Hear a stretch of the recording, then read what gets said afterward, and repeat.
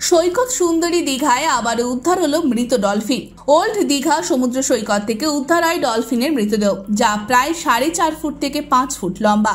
সমুদ্র তটের ধারে পর্যটকেরা বেড়াতে গিয়ে পচা দুর্গন্ধ পায়। তখন তারা বন দপ্তরে খবর পাঠান। বন দপ্তরের কর্মীরা খোঁজাখুঁজি শুরু করেন। তারপর তারা দেখেন পাথরের খাঁজে আটকে রয়েছে এই মৃত ডলফিনটি।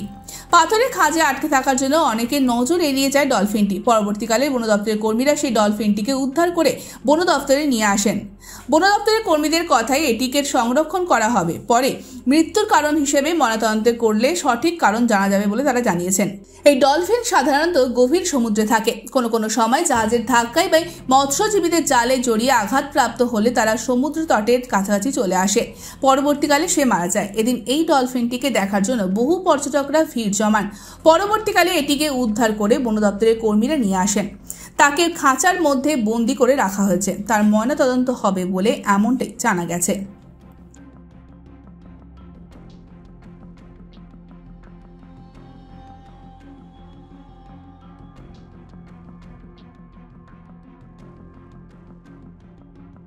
Bureau report, ANM news. আরও খবরের আপডেট পেতে সাবস্ক্রাইব করুন আমাদের ইউটিউব চ্যানেলটি আর বেল আইকনে ক্লিক করুন নোটিফিকেশনস পেতে।